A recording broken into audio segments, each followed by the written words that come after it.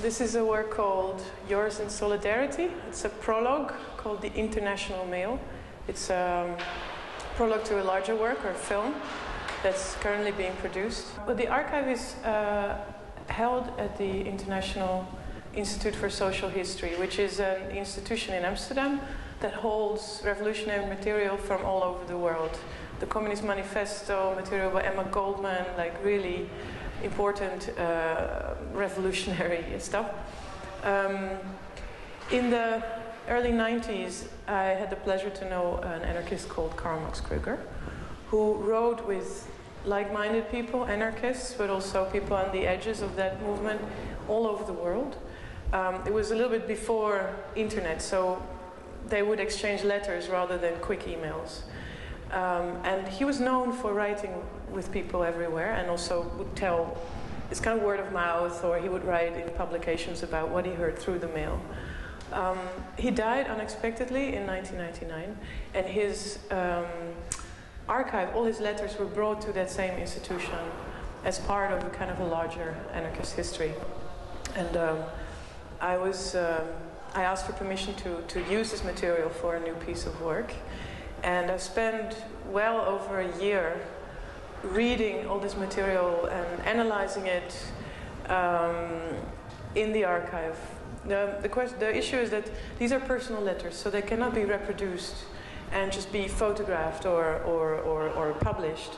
So I've been handwriting every single item or quote that I found interesting, and I've collected a really, really big archive of my own notes on all these different people.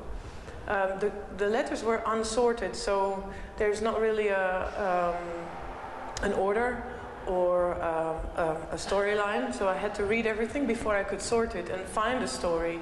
I'm working on a film based on all this material right now, but for the show here in Porto, I decided to make a prologue to a larger work, and I picked my favorite moments in the archive, my favorite quotes, from a really big, different group of people. There are over 400 people in the archive who wrote.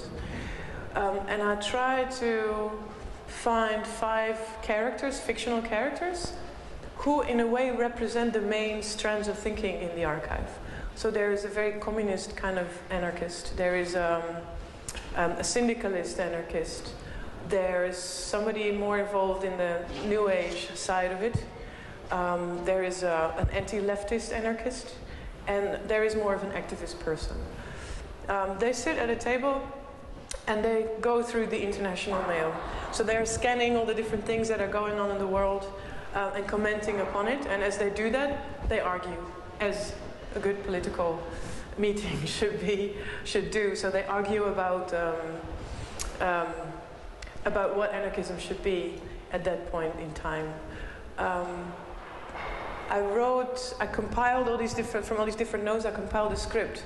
The script is here behind us, and behind me right here is a collage of my own notes that together make up that script. So from all these thousands of papers, I cut the bits that I wanted to incorporate in the work.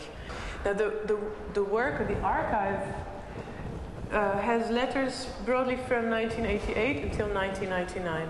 And this is a very important moment in politics, but especially in anarchism, as it was the end of the communist bloc.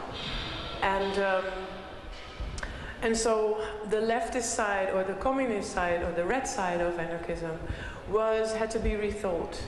And especially in the USA, there were people who were deciding to get rid of all that and start like an anti-work, anti-technology, or anti-civilization types of anarchism, very much from the 90s. And at the same time, in these former communist countries, especially in Poland and in Russia and in Ukraine, there were young people who started up new anarchist movements and unions. And there is a lot of communication going on between the comrades in the West and the comrades in the East. The great thing about anarchism is that it doesn't have one single interpretation.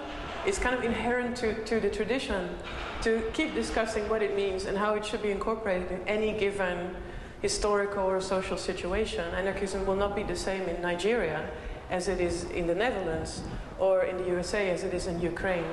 And so this constant dialogue and these crazy paradoxes that are constantly going on are actually, in my opinion anyway, the strength of this movement. The handwritten letters really come out as a way to learn about what drives people and what questions they have and what doubts they have as well. So it's very undogmatic in that way, and that's, in my opinion, what anarchism should be. But people constantly they constantly express paradoxes, like they kind of contradict themselves, and also in the piece, in the staged piece that is happening in the theater here, you will see that people are thinking out loud, and that's what the work should definitely be about.